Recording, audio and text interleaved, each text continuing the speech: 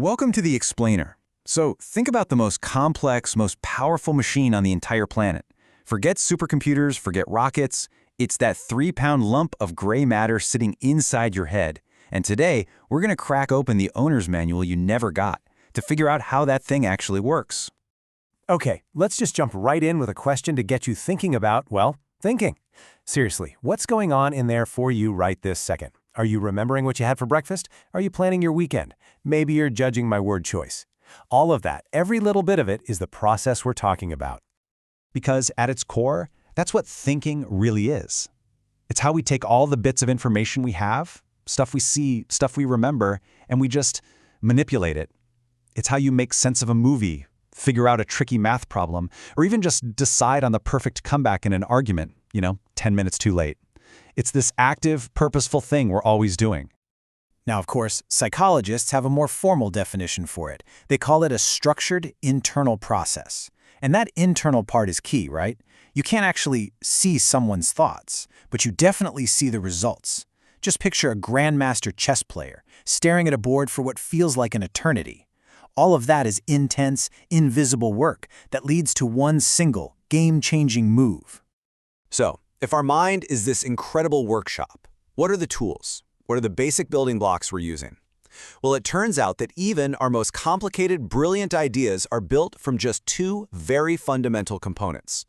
First up, we've got mental images. If I say the words Taj Mahal, you don't just see the letters T-A-J in your head, right? No, you actually picture the building. That's a mental image. The second tool is concepts. Think of these like mental file folders. You have a folder labeled fruit, and you know that apples, bananas, and oranges all go in there. This knack for categorizing things is what makes our thinking so incredibly fast and efficient. All right, so we got our tools, we've got our mental images and our concepts. Now let's look at the playbook. How do we actually use this toolkit to solve problems? And I mean everything from a simple riddle to mapping out a huge project at work. Good problem solving isn't just a random shot in the dark. It's a very structured loop. You have to identify the problem, plan your attack, and then you do it. But here's the secret sauce, the step most people skip. You have to evaluate the outcome. Did that actually work? And if not, why not? That final rethink step, that's the engine for getting better at literally anything, whether you're trying a new recipe or debugging a piece of code. Oh man, we have all been there. You know that feeling, right? You're just staring at a problem, hitting a wall, feeling completely and totally stuck. So why does that happen? Well, a lot of the time it's because our own thinking is actually getting in our way. There are two really common mental traps that cause that frustrating feeling. Let's put a name to these troublemakers. The first one is called mental set. That's when you're stuck in a rut, trying that old solution that worked before, but it just isn't cutting it on this new problem. The second one is functional fixedness. This is when you can't see a new use for an everyday object. But if you've ever used a heavy book to hammer in a nail, congratulations, you have officially overcome functional fixedness. Now, to find solutions, our brains usually follow one of two paths of reasoning. Deductive reasoning is going to top down. You start with a big general rule, like all birds have feathers, and then you apply it to a specific case.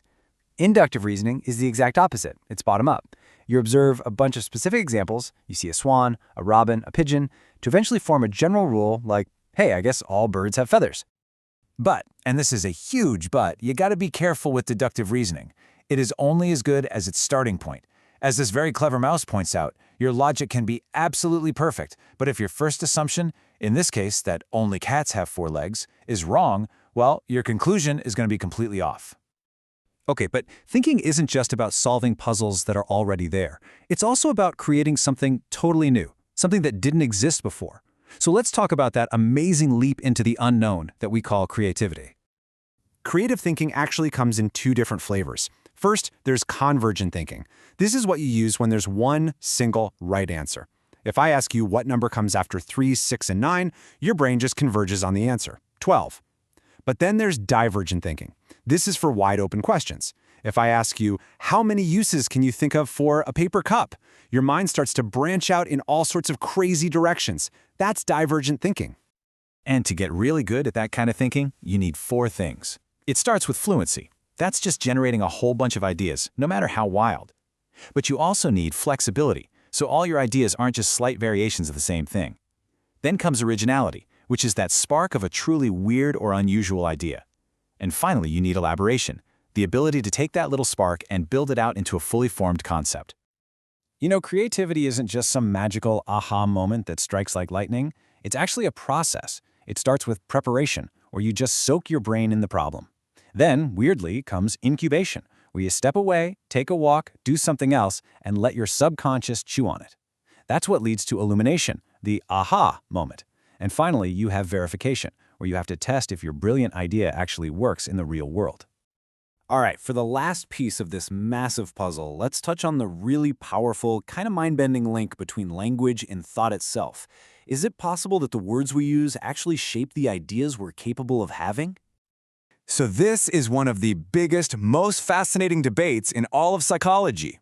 One idea, called the linguistic relativity hypothesis, basically says, yes, the language you speak creates a kind of framework that determines what you can even think about. But then others, like the legendary psychologist Jean Piaget, argue the total opposite, that thought comes first, and language is just the tool we invent to express it. Now, while the experts continue to hash that out, here's what we know for sure. You can actively train your brain to be more creative. It really comes down to building better habits. Start by being more aware. Notice the little details that everyone else misses. When you have a task, deliberately generate tons of ideas. And use brainstorming. Just get ideas out there without judging them. Most important of all, never, ever stop asking, what if? Because look, at the end of the day, understanding how you think is the very first step to getting better at it. You've just taken a tour through your brain's owner's manual. So the only real question left is, what are you going to build with it?